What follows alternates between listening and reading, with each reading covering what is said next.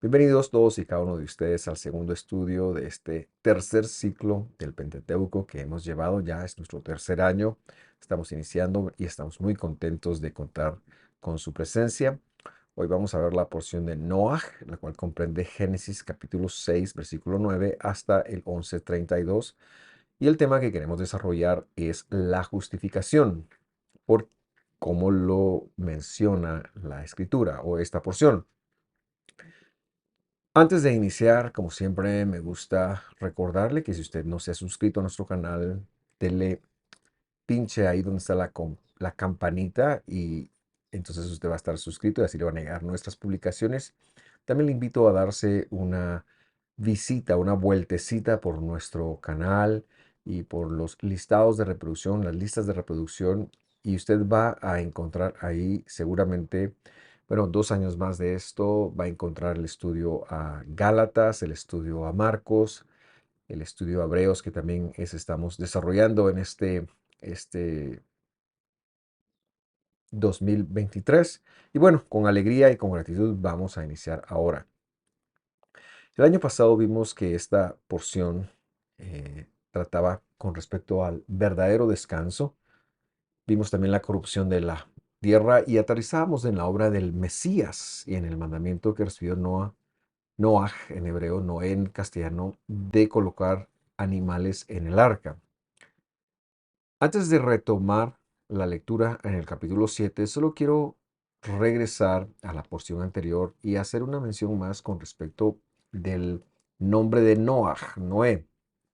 Leemos el 5:28 de Bereshit, es decir, de Génesis. Allí dice, Lamech vivió 182 años y tuvo un hijo, 29, y proclamó su nombre, es decir, hizo algo especial, no solo lo nombró Noah, o Noé, diciendo, este nos dará descanso de nuestra labor y del dolor de nuestras manos por causa de la Adama, de la tierra, que el Señor ha desconectado.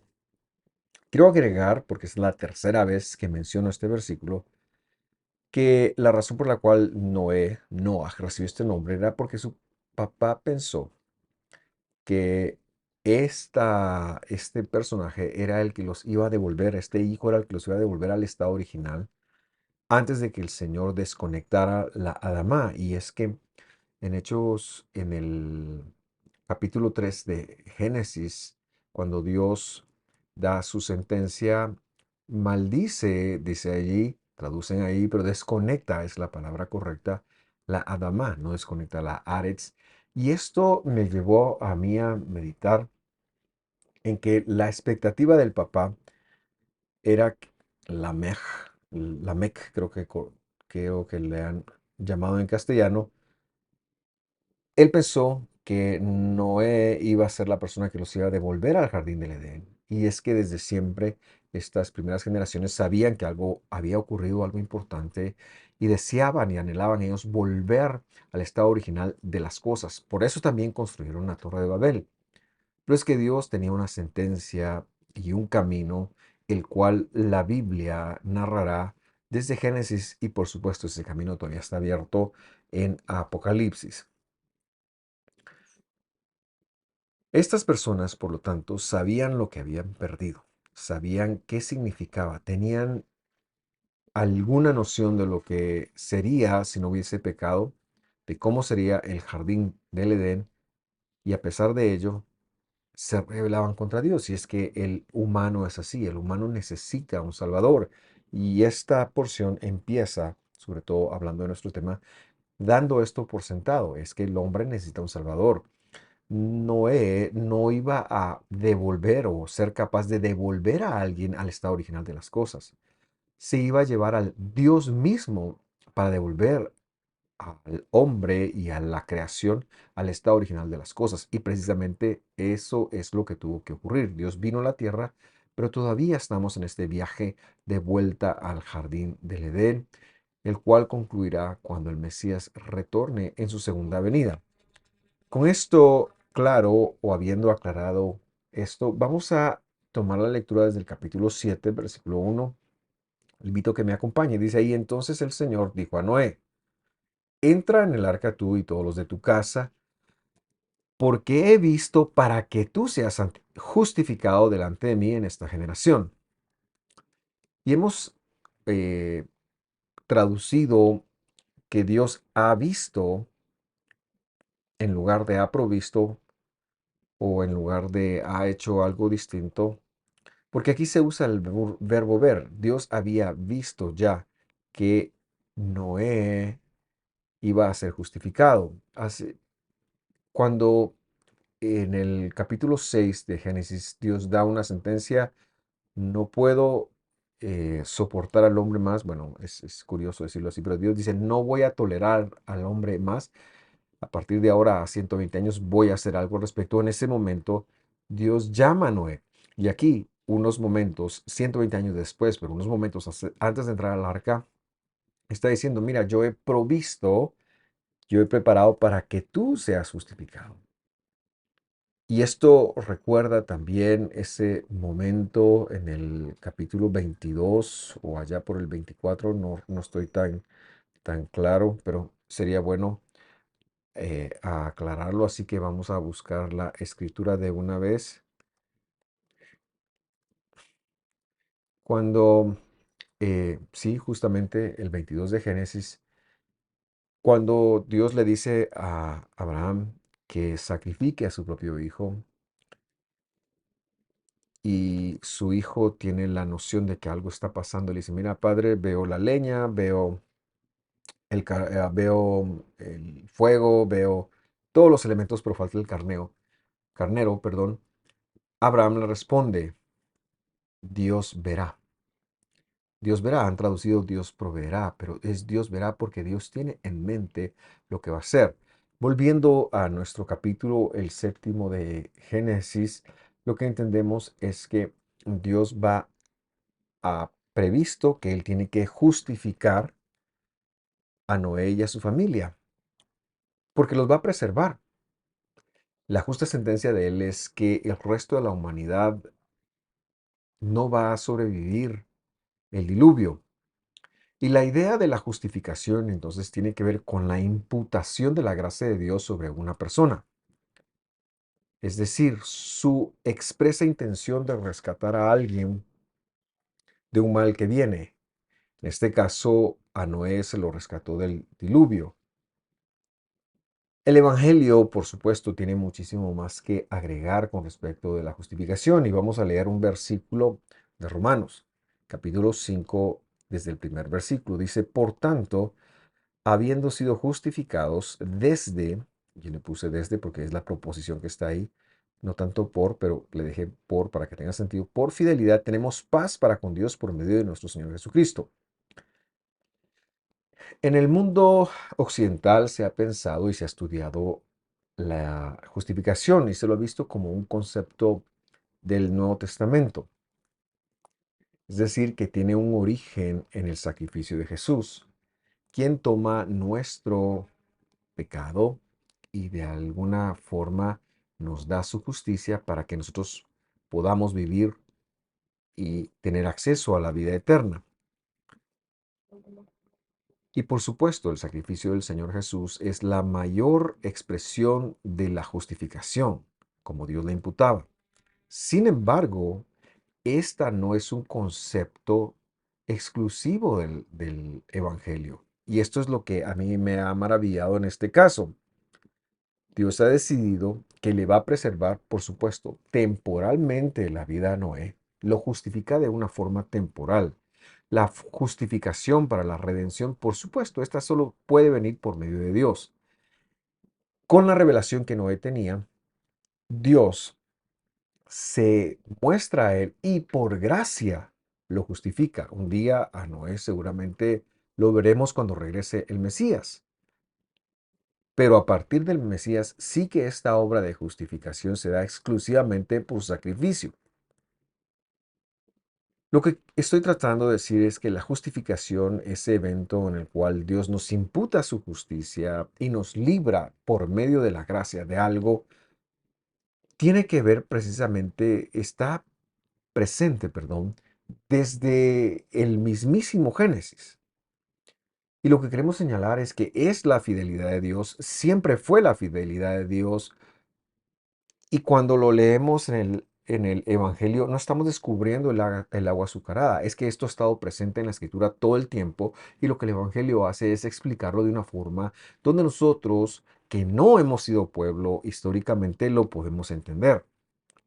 Pero claro que Dios, en su fidelidad, en su inmutabilidad, sus promesas las iba a cumplir. En primer lugar, Abraham, perdón, en primer lugar a Adán, pero en segundo lugar a Abraham, a quien escoge. ¿Por qué? Porque Noé, a pesar de lo que lo justificó para este evento, luego que Noé sale del arca, él comete y en su familia cometen pecados tan atroces que finalmente Dios termina escogiendo a Abraham para darle la, la principal promesa. Pero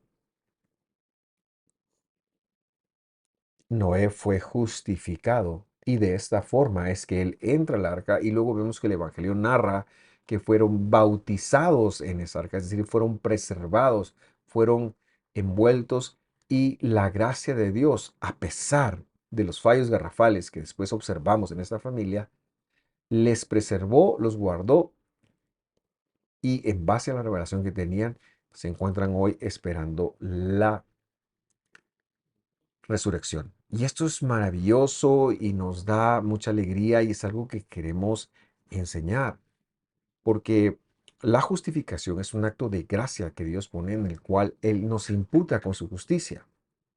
Pero lo que tenemos que tener cuidado desde que ya no hay templo, porque el templo fue descartado, y desde que el Mesías vino y ofreció su cuerpo como ofrenda, retornó a las esferas celestiales y toma el lugar del ministro principal o del sumo sacerdote, es que la justificación hoy para vida eterna, para redención, es exclusivamente la obra del Mesías en el madero.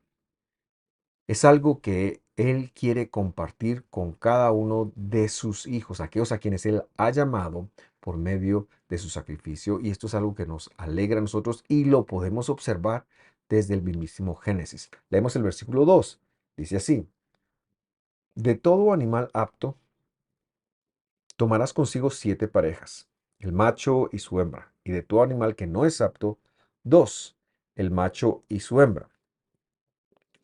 Es interesante notar que cuando Dios le dice a Noé que tome animales, no les dijo que tomara animales limpios o impuros. Así nos ha llegado a nosotros la traducción. Pero es que tenemos que entender lo que la palabra Torah significa, que es la descripción de los animales. Y es que estos animales, cuando la palabra se aplica a un animal, por ejemplo, nos habla de que está habilitado para ser comida. Y esto quiere decir que los que él dijo que no están habilitados no son comida. Esas tienen otra función, pero aquellos que Dios ha apartado como hábiles, como aptos para comer, que son los que le piden a Noé que entre aquí al arca, precisamente son esto. Usted puede encontrar un listado de estos animales en el capítulo 11 de Levíticos. Pero también es importante señalar que a Jesús, cuando se lo lee bien, no cambia esta porción de la escritura. Él nunca hizo de los animales no aptos aptos para comer, no limpió todas las comidas. Esa es una mala lectura y lo hemos explicado en nuestros estudios de Marcos. Por eso insistimos en que hay todo un material que le puede dar a crecer.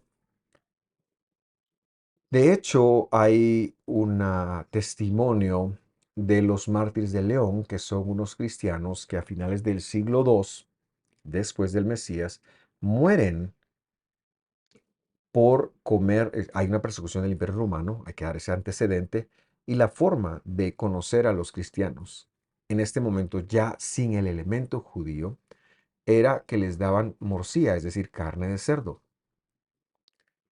Y ellos eran martirizados, los cristianos, en el siglo segundo por comer carne de cerdo. También en el siglo segundo empieza un papado, un obispo de Roma, voy a llamarle, no papado, un obispo de Roma, Eleuterio, y él dice, y después lo ratifica Víctor, que fue también un obispo de Roma, y espiritualiza esto. Miren, él dice, las comidas prohibidas representan el pecado, pero Jesús ya murió, no hay que comerlas. Y bueno, el resto es que la vertiente cristiana pues ha pensado que la dieta ya no tiene algo que ver con ellos. Pero lo que decimos es que los animales que la Biblia ha llamado no aptos para comer, siguen siendo no aptos. Y los que ha llamado aptos para comer siguen siendo aptos. Y es que esta palabra es tan importante porque no solo se aplica a los animales. Por ejemplo, también se aplica a una mujer cuando está en su menstruación. Está no apta para tener relaciones sexuales con su esposo. También se aplica a algunos pecados que cometemos. Cuando cometemos esos pecados, estamos no aptos para entrar en una relación directa con el Señor. Tenemos que pedir perdón. Y bueno, es el sentido de esta palabra y tiene muchos fines, no solo la comida. He mencionado algunos ejemplos, pero la escritura es clara con respecto de esto. Ahora, también me llama a mí la atención que Noé supiera este concepto, supiera cuáles eran los animales que eran aptos para comer, cuando la lista de ellos no se encuentra hasta Levítico 11 y Dios se la revela a Moisés. Y lo que entonces debemos de entender acá es que Dios sí que lo reveló. Quizás fue a Set, quizás fue a Adán, alguno de los ancestros, pero ya se sabía. Dios da por sentado que Noé ya lo sabe. Quizás era una tradición oral igualmente revelada por Dios para que los hijos de Dios, esa semilla, esa vertiente que se mantuvo fiel a Dios, pues practicara. Y esto antecede la ley. Esto antecede la ley, es decir, Dios da y tal importancia que ya había revelado a sus hijos, aquellos, a su línea, aquellos que estaban en él, que incluso la comida tenía esta situación, esta circunstancia, y era por lo tanto necesario mantenerse eh, habilitado, alejándose de los animales no aptos para comer. Muy bien, versículo 3, seguimos leyendo. Dice, también las aves del cielo, 7 parejas, macho y hembra, para conservar viva la simiente, es decir, la especie de todas las superficies de toda la tierra. Vemos que Dios quiere conservar con vida todas las especies de la tierra, pero me llama mucho la atención que al referirse a las aves no use la palabra cuerpo, sino usa la palabra semilla. Y esto a pesar de que las aves no se reproducen, sino son ovíparos, se reproducen por huevos y a pesar de eso tienen eh, para Dios una importancia en el sentido de que deben de existir. Y me llaman pues tanto que la atención, perdón, me llama mucho la atención que la escritura mencione que las aves tienen semillas, simiente, simple y sencillamente porque quiere demostrarnos que la simiente va más allá de lo genético, que la simiente, la semilla, va más allá de lo genético y por eso hemos dicho desde hace mucho tiempo que, por ejemplo, los hijos de Israel, el pueblo de Dios, son aquellos que han sido injertados, que no necesariamente son genéticos, sino que han sido puestos como pueblo de Dios. Y aquí hay una aseveración más de ello. Versículo 4. Dice, porque dentro de 7 días yo haré llover sobre la tierra, puse la palabra para tierra en hebreo, Eretz, 40 días y 40 noches. Borraré, es decir, golpearé de la superficie de la tierra, y aquí viene otra palabra, Adamá. Si usted se da cuenta, han traducido la palabra tierra de dos formas distintas. Eretz y Adamá son palabras distintas y ambas las han traducido como tierra. Y dice, a todo ser viviente, es decir, levantado, que he terminado, que he concluido en crear. Y aquí hay varias cosas que quisiéramos agregar. En primer lugar, va a ser llover sobre la Eretz. Esta es la palabra que inicialmente se designó para todo lo que no era cielo. Cuando se da la guerra entre Dios y el Satán, que el Satán pierde y que se trae consigo la tercera parte de los ángeles, él es echado Apocalipsis nos enseña que fue lanzado a la tierra, es decir, al no cielo. Esto es antes de la creación, no existía la tierra como la conocemos. Pero lo que señala es que perdía su carácter de eterno y se convertía en algo temporal. Ares ya es una designación de esto. Luego se da la creación, el mundo conocido, y la palabra Adama es un enclave en la Aretz, en la tierra. La palabra tierra, que se traduce como Adama, es un enclave, entonces, en donde Dios coloca un jardín. Y luego el hombre es creado en esta Adama, y Dios luego lo lleva y lo coloca. Usted puede comprobar esto en Génesis capítulo 2, versículo 7. Por lo tanto, el Adama es la parte del Aretz que Dios ha adecuado para que su criatura caída pueda vivir. ¿Por qué? Y experimentar el proceso de reconciliación. ¿Por qué lo decimos? Porque el versículo ha dicho, golpearé de la superficie del Adama a todo el viviente que he creado.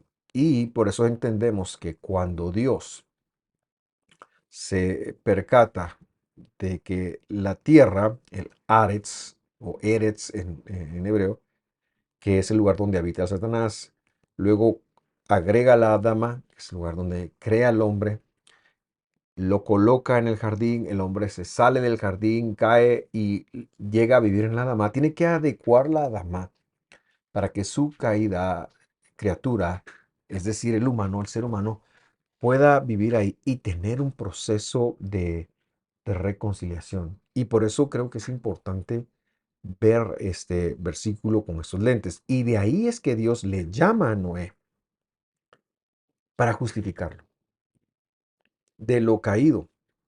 A veces pensamos que la justificación de Dios tiene que ver con portarnos bien, tiene que ver con dar una talla. Y claro, el hombre a quien Dios llama y justifica debe de dar una talla y debe tener un comportamiento distinto. Pero lo que nos permite tener esta talla y este comportamiento distinto es precisamente el hecho de que la gracia y fidelidad de Dios fueron imputadas en nosotros y que Dios está haciendo una obra imputando su justicia, valga la redundancia, en nosotros. ¿Por qué decimos esto? Porque luego de que Dios le dice esto a Noé, mira, en 7 días va a pasar esto por lo que yo estoy haciendo, Noé responde de la siguiente manera. Leemos el versículo 5, dice, y no hizo conforme a todo lo que el Señor le había ordenado. Y la palabra ordenado ahí, más que una orden, debe entenderse como capacitado. La idea de la ordenación de Dios hacia Noé incluye que Noé está competente para lograr lo que Dios le ha pedido. Y entonces señalamos que si Dios te justifica, te va a dar el poder para vivir dentro de sus leyes y dentro de sus mandamientos. Dios no te va a pedir algo que no puedas lograr. Por eso si tú eres salvo, si tú has llegado a Jesús, el poder del Espíritu Santo está en ti para que vivas dentro de la Escritura. Para que te permitas estar dentro de la Escritura. Vamos a ver dos cosas más. Eh, Génesis 7:11 dice, Bereshit 7:11 dice, en el año 600 de la vida de Noé, en el segundo, a los 17 días del mes, en ese mismo día se rompieron todas las fuentes del gran abismo y las compuertas del cielo fueron abiertas. Versículo 12. Y cayó la lluvia sobre la tierra por 40 días y 40 noches. Lo primero que queremos señalar acá es que ya vemos la existencia de un calendario divino, de un calendario puesto por Dios. La idea del calendario bíblico que tiene su primer mes más o menos entre marzo y abril, no pertenece a una etnia, es decir, no es un calendario judío, sino es un calendario bíblico, es la forma como Dios decide contar los meses, contar el tiempo. Es más, cuando Dios llama a Moisés, es justamente en ese momento cuando él decide que no va a contender con el humano después de 120 años. Perdón, y le da 120 años a Noé para construir el arca. Y es un tiempo de gracia, es un tiempo de predicación, es un tiempo en el cual hay un testimonio de que se está haciendo el arca. Este evento que se nos narra acá, 17 días del mes segundo, más o menos para que ustedes tengan una idea, si hubiera sido este año, se hubiera llevado a cabo el 8 de mayo. Pero señalamos entonces la existencia de un calendario por medio del cual Dios se maneja y que en el cual también Él se proyecta y Él da bendición y Él permite que vivamos ciertas consecuencias. Importante mencionar eso.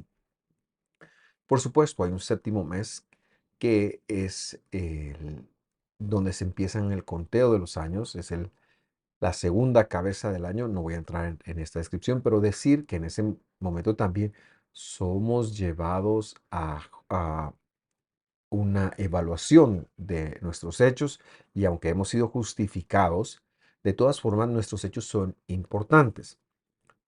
La segunda cosa que quiero señalar es que este pasaje que acabamos de conversar decían que se rompieron las fuentes del gran abismo, es decir, el Tehom. O sea, llueve, pero también el Tehom, que se ha traducido como abismo, se refiere a un espacio en los mares, a un espacio marítimo, lo que implicaría que el diluvio no solo tuvo que ver con agua que descendía, sino que agua que venía del mar o que surgía de las corrientes subterráneas y que empezaron a inundar la tierra habitable. Y esto explicaría por qué toda la gente murió ahogada.